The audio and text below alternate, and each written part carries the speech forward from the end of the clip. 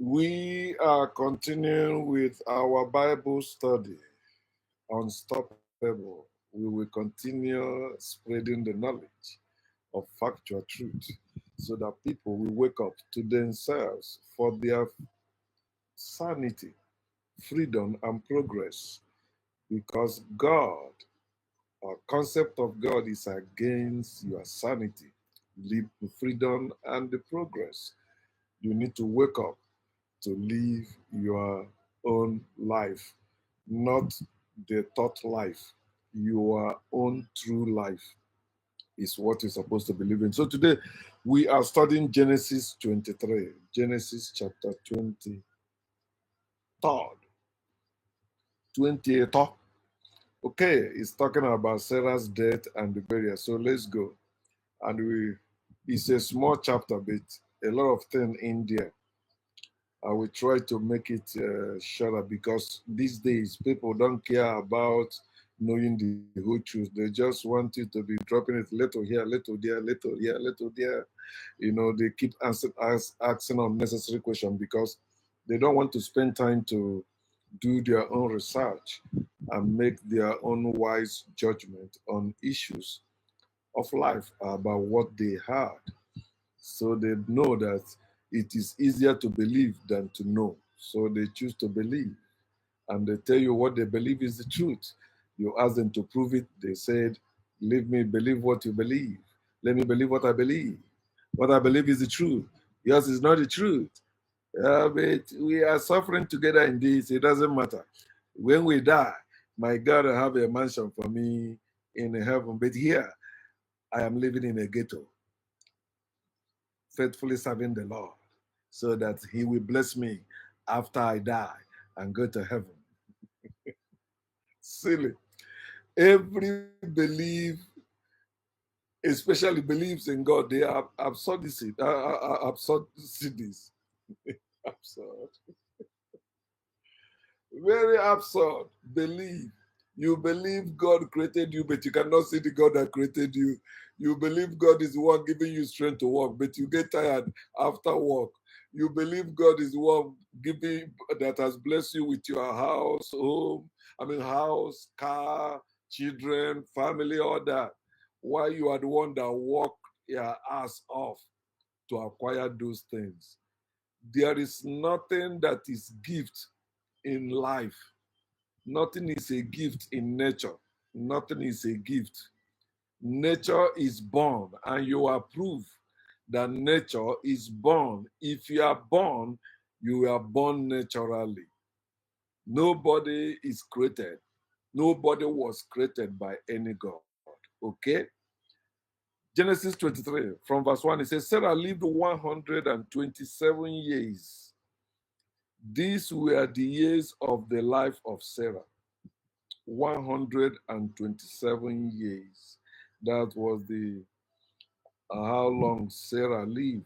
127 years. How many women today, God-fearing women today, are living up to 127 years? How many of you daughters of Sarah, you descendants of Sarah? I haven't heard people claiming to be descendants of Sarah. They're always claiming to be descendants of Abraham because it's a misogynistic system where women are reduced to nothing. Women are reduced to property. Women are reduced to slave.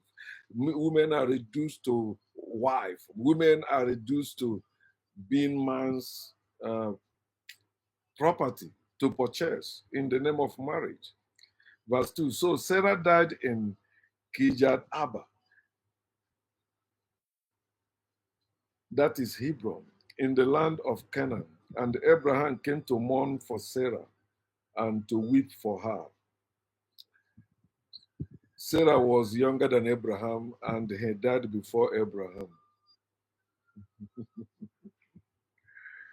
Okay. Think. It says, so Sarah died. You will die. I'm using your term. Personally, I don't believe in death because we know we don't die. In nature, we don't die. We transform. We don't die in nature. Okay? So That's why I don't believe in death. I know we sleep, we don't die. We sleep and wake up, we sleep and wake up. So what you call death is actually long natural sleep where you get transformed to be born again. That is where they stole the concept you must be born again. It is natural. You must be born again, not by spirit, not by God. You must be born again naturally by your own kind. You must be born again. It is not, if you must be born again by the spirit, and you know, it's not a spiritual thing, it's a natural thing to be born again.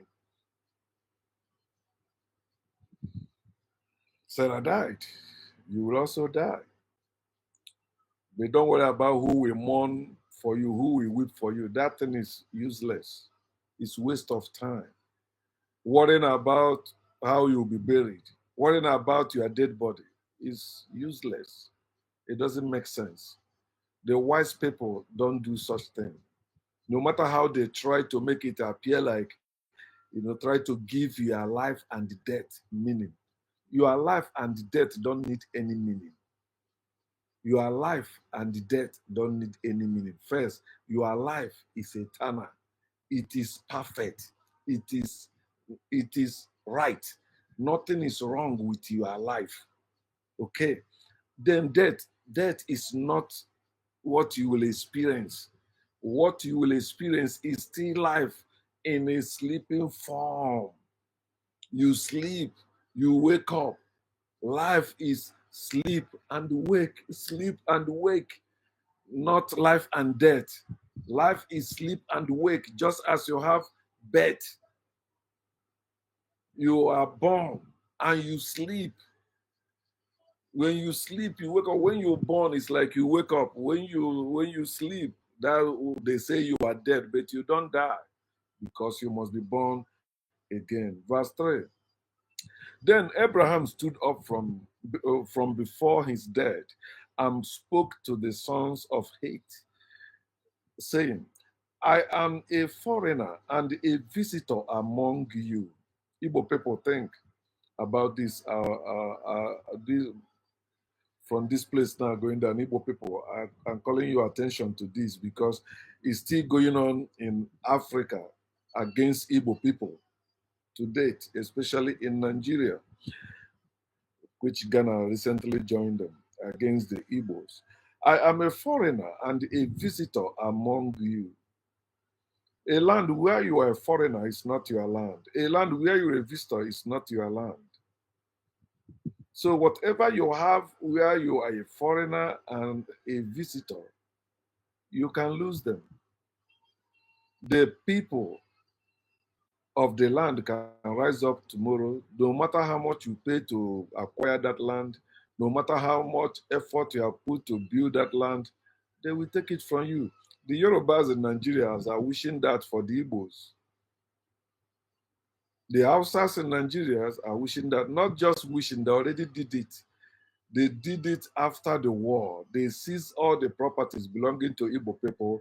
Later, they restored some of them, I think, like Ojuku, maybe people that have power to fight to get what rightfully belonged to them, even in their own land. In fact, they did it in Igbo land.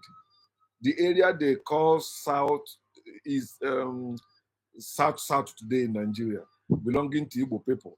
But the properties Igbo people had there, maybe that went to their village and come, it's still Igbo land, but they say no. And that's where I think Ojuku's father had a lot of properties in Port Harcourt. You see how they changed Port Harcourt from Iguacha to Port Harcourt? How can a state or a land in Africa bearing white man's name, just like Nigeria? Nigeria is white man product. It has nothing to do with Africa. But educated people will still come and argue, saying, I don't know what I'm saying, But you, even your name shows you are the one stupid. Abraham said to them, I'm a foreigner and a visitor among you. Give me property for a burial place among you, not property for for industrious place or for where to build factory. No, burial place, just like church, just like mosque, just like temple, just like shrine. They are burial place where they bury the brain of people who goes there to worship or looking for solution to their problem. Say, give me property for a burial place among you, that I may bury my dead out of my sight. And the sons of hate answered Abraham, saying to him, hear us, my Lord. How can they call him their Lord when he is a stranger and visitor in their land? Think. But that's how they made you. They converted you to see white people. You see white people as your Lord. No matter how you try to argue it, if I travel to Africa with a white man from America here to my own village, they will worship him, not me. They will hold him in high esteem, not me. Because we have that colonial mentality. White man succeeded in colonizing us, exalting white, anything white over black. Why black is original? Darkness is real. Darkness gives birth to light. Without darkness, there's no light. There's always darkness. Light is temporal. Darkness is eternal. Because nature is dark. Hear us, my Lord. You are a mighty prince among us. A prince cannot be Lord among people. A king is over a prince. And if Abraham is among them as prince, he cannot be their Lord. He cannot be addressed as Lord in their land because he's not a prince of that land. He is a stranger and a visitor.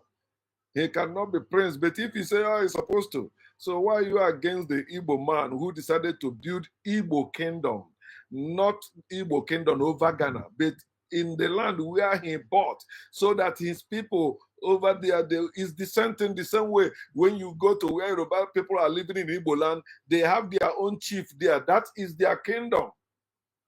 That's the person that goes to represent them. If there is any matter between them and Igbo people, the person will go there to speak for them. The same thing with Hausa people. But when you mention Igbo, oh no, they want to possess your land. No.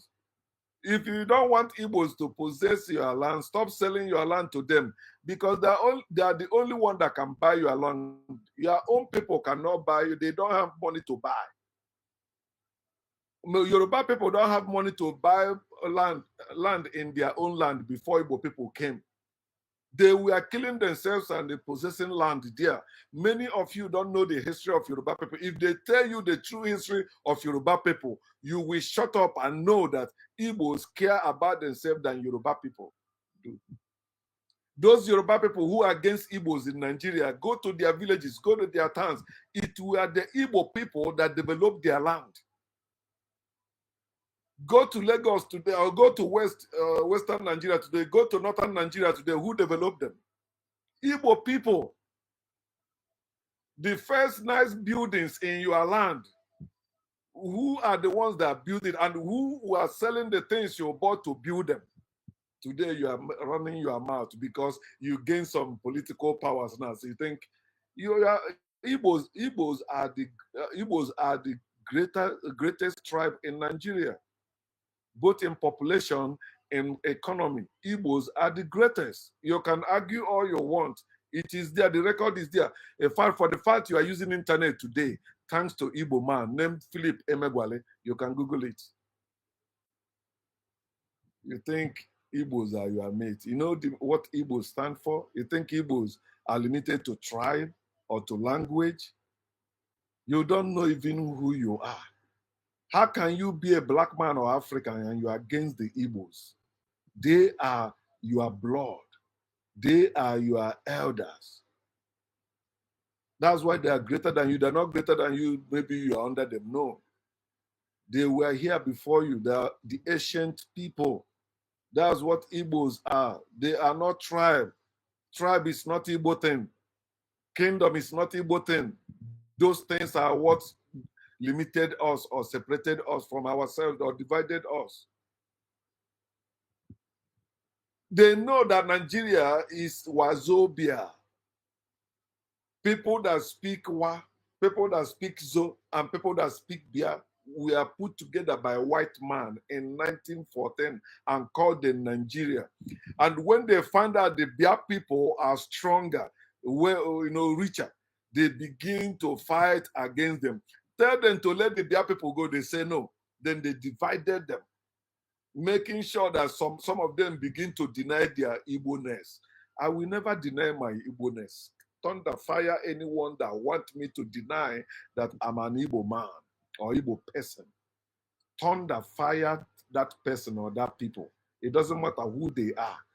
If you believe in anything can destroy who is lying, let that thing destroy you. If you are against Igbo people, my people, a stranger in your land cannot be your Lord unless you are a slave. The same way we see white people as lords in our own land. But when we go to their own land, they treat us as slaves.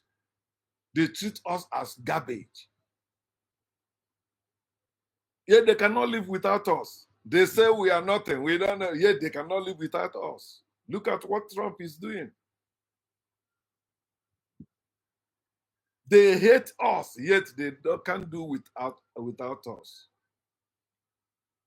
Then Abraham stood up. Okay, hear what they said to Abraham. Hear us, my Lord. You are a mighty prince among us. Bury your dead in the choicest of our burial places. None of us will withhold from you his burial place, that you may bury your dead. Africans, we never had burial places. We don't have cemeteries because we are nature. We bury our dead on the same land where we farm, because that is what we're supposed to do. We used to use plantain leaves to wrap the body and deposit it in the earth as it's supposed to. Not all this nonsense we copy today from our oppressors. So,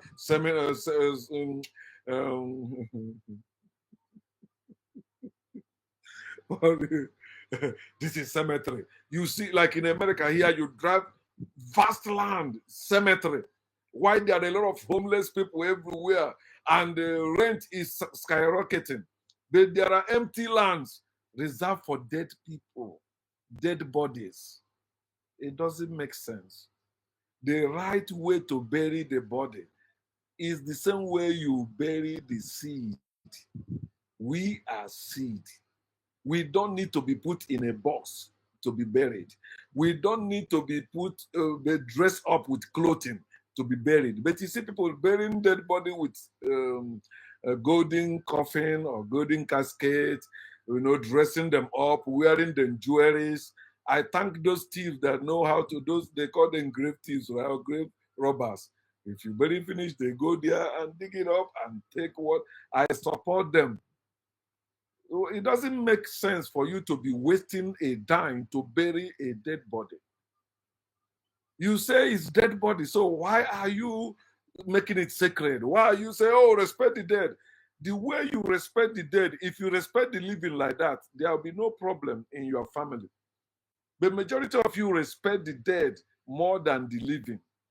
When your family member was alive, you did not say, okay, let us raise money to start him business or to start her business. All of you were busy gossiping, talking about, oh, see, he's not he's a do for nothing person. He has not achieved anything. He's not doing anything in the city. The moment that person dies, oh, you see it as an opportunity for you to raise funds. You raise money, invite many people. How much did that person bring? Record it. It doesn't make sense for you to spend any amount of money to bury a dead body. If somebody died in abroad, why are you transporting the dead body to the village? If your village is a place that person is supposed to be buried, then let that person live there. Why have we turned our land into a burial place? Our land, our Africa has become a continent for burying dead bodies. Entire Africa. Some even make coffins that look like Bible. You see, they put cross too. Africans. He said, none of us will withhold from you his burial place, that you may bury your dead. That's how Igbo people used to live. Somebody died. Okay, bury them. You're a stranger here. Yeah, bury the dead body. Then Abraham stood up and bowed himself to the people of the land. Abraham did not bow himself to God. Abraham bowed himself to the people of the land. Why? Because they have what he needs. No God has what you need. It is people who have what you need. Value people more than God. All that your nonsense you are doing is because you are living among your fellow believers. Where you will say, nobody is my king but God. Nobody is my Lord but God. Oh, Jesus is my Lord. People are waking up like my type. If you claim that and you are in need, I will never help you. I will remind you that God is your helper. Let God help you. Then you say, God will use me to help you. No, let God use you to help you. I don't want any God to use me to help anyone. I don't want any God to use me to feed the hungry. I don't want any God to use me to meet the need of any people. Let that God use you. If you are that God is real, I don't need your God. I have me. I don't need your God. I have me. I don't need your God. I have me. Abraham stood up and bowed himself to the people of the land. Your father Abraham stood up and bowed himself before the people of the land. You must bow. You want me to help you and you believe in God, you must bow before me. You must bow. And they're bowing. If you don't bow and not giving, whether you are my parents, whether you are my sibling, whether you are my friends, whether you are my neighbor, if you don't bow before me, I will not help you. It happened to Abraham. Abraham had to bow for these people to help him. God, you are bowing to cannot help you. God cannot bury you are dead. God cannot do that. After you open your stinking mouth saying, what God cannot do does not exist. Your God cannot bury you are dead. Your God cannot give you the money you need. Your God cannot supply your need according to his riches and glory. Because your God does not exist. And he spoke with them saying, if it is your wish that I bury my dead out of my sight, no, you are the one that said it was never their wish. You are the one that asked for it. Hear me and meet with Ephron, the son of Zohar, for me, that he may give me the cave of Machpelah, which he has, which is at the end of his field. Let him give it to me at the full price as property for a burial place among you. Abraham demanded, no, I don't want free land. I want to buy it. I don't want to bury my wife on a free land. I want to buy it. I want to say it's my own, although I'm a stranger and a visitor here. Verse 10. Now Ephron dwelt among the sons of Heth, and Ephron the Hittite answered Abraham in the presence of the sons of Heth, all who entered at the gate of his city, saying, no, my Lord. Again, he called Abraham his Lord. Hear me. I give you the field and the cave that is in it. I give it to you in the presence of the sons of my people. I give it to you. Bury your dead. The people talk to Abraham and say, no, you are free to bury in any choice place where we bury people. You can bury your own person there. Abraham said, no, I want to buy. They insisted. Abraham said, okay, no, there's somebody among you that I know have a place that I like. His name is Ephron. Please talk to him so that he can give me the land. Ephron said, come on, Abraham. You know, you are here. I give you the field and the cave that is in it. I give it to you in the presence of the sons of my people. I give it to you. Bury you are dead. Case closed. Did the case close? No. How? Then Abraham, because he got ulterior motives. Black people don't want to understand white people yet. If a white person tell you this is white, that is not the color of that thing. Go and verify. It may be blue, it may be green, it may be black. Go and verify it. Stop believing white people by their mere words. They cannot be trusted anywhere in this world.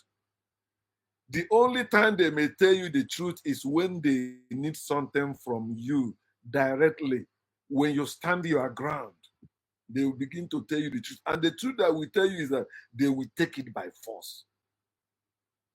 That is the only truth they will tell you. Then after they destroy you, they will claim credit that they did you favor and taught your children to see them as people that favor them, as their destiny helpers. And you, their father, a wicked man. Mm. Then Abraham bowed himself down before the people of the land, and he spoke to Ephraim in the hearing of the people of the land, saying, see, twice now Abraham had bowed himself before the people of the land, not before God. If you will give it, please hear me. Yeah, he said, I've given it to you, take it. Why are you going back again? Anywhere you see believers, they live this type of stupid, nasty life or lifestyle. Somebody said, take free. You say, no, please. I don't want it tomorrow. You say that it is your God that made me rich. I have to. Nonsense. It's not your land. So why are you, dragging to buy a piece of land there? Why are you fighting to take a piece of land there so that tomorrow you begin to claim them? Think. If you will give it, please hear me. I will give you money for the field. Take it from me, and I will bury my dead there. The same people that will tell you cannot serve God and money. With God, all things are possible. Yet they need God, they need money to buy things, they need money to do things. If the earth is the Lord's and the fullness thereof, why are you buying a piece of land in this world for any reason? If your God is true and the world belongs to your God, ask yourself, why am I buying land? If the land belongs to my father, I'm not supposed to buy it. I'm the firstborn in my family, firstborn and the first son in my family.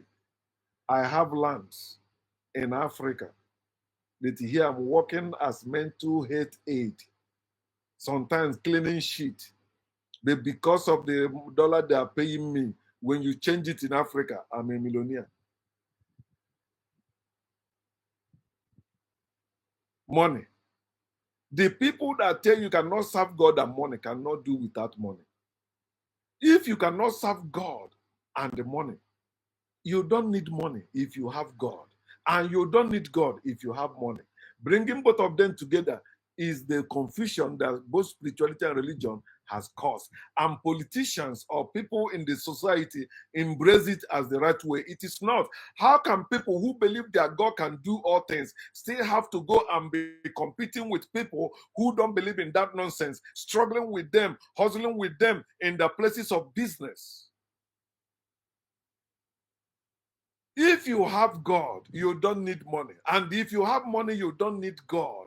Matthew 6:24. You cannot serve God and money. Any church or any religion where they are raising money, they are not worshiping the true God. Any place where they are collecting money as offering in the name of God, they are impostors. There is no God. If there is God, they won't need money. Money is real. God is not real. Money is artificially real. God is imaginary. Artificially, naturally, there is no God.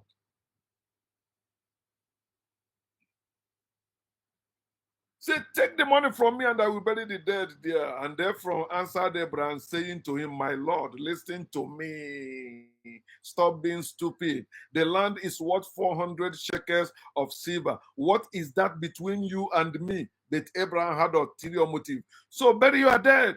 And Abraham listened to Ephraim, but refused to agree with facts, refused to reason with him. Abraham listened to Ephraim, and Ephraim, not Ephraim. And Abraham weighed out the silver for Ephraim, which he had named in the hearing of the sons of Heth, 400 shekels of silver, currency of the merchants. See how Abraham passed. Oh, you mentioned that amount of money. Okay, I will pay it. I will pay it. I want the land. I don't want it free. I don't want it for free. Archbishop Benson in the house I used to say to us, he said, why pay cheap if he can get it free? In the house, he believed in free gift. taking lands free of charge. They gave you land, take. He said, no, I want to.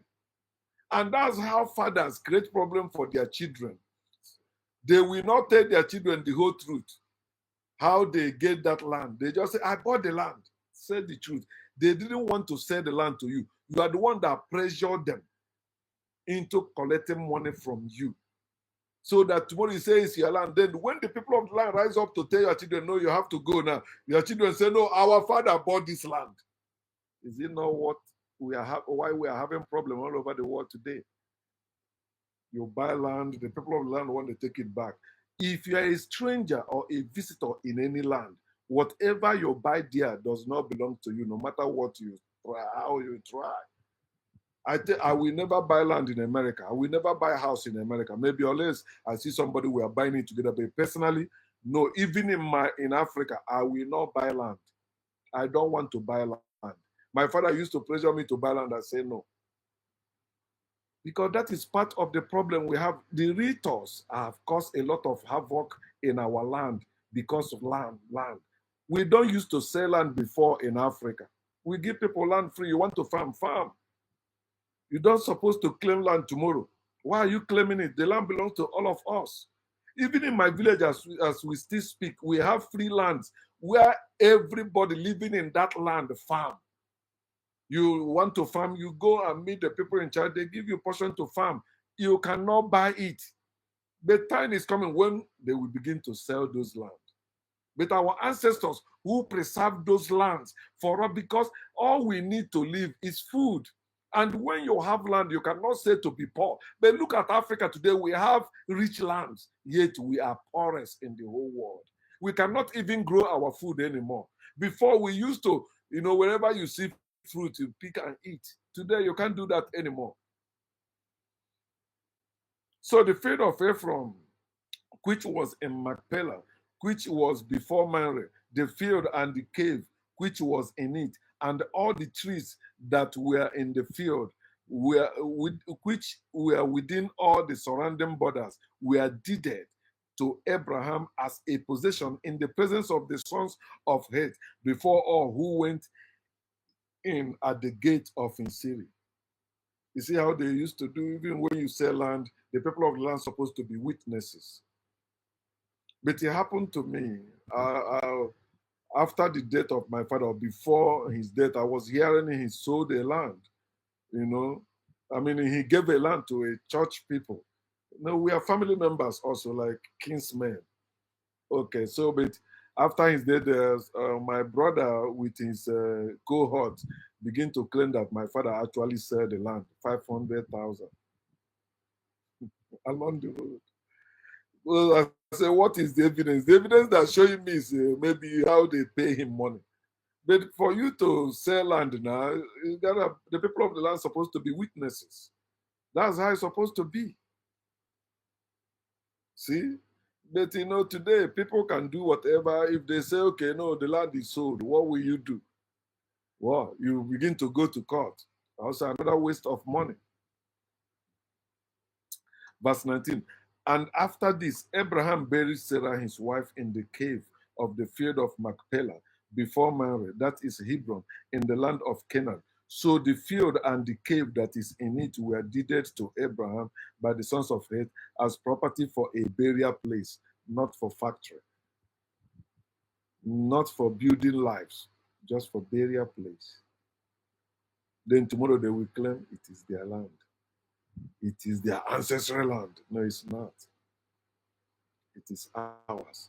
The same way some lousy Bini people are saying that even Bini own Ebanke, all the speaking areas, Igbo people are in Edo State. They are claiming it. Bini people that are invaders, they are land thieves that came from Yoruba area. But they don't even know that their Igbos existed before Oduduwa, their own ancestor.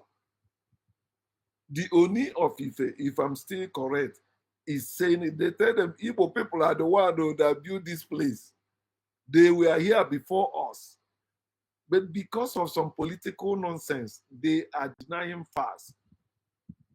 They are fighting against their own blood brethren. Igbo people are your brethren. In fact, they are your elders, your elder brothers.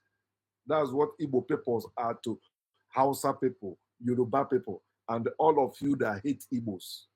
You hate them because they are your senior. They are your elder. I don't want to use the term superior because that is foolishness. We are not superior to anyone and no one is superior to us. We are all in this world. Why can't us live together in unity, peacefully, without fear, without faith, without hope, without love, without humility, but nature, caring for one another? We can live better, do better, and enjoy this life naturally. Gordon.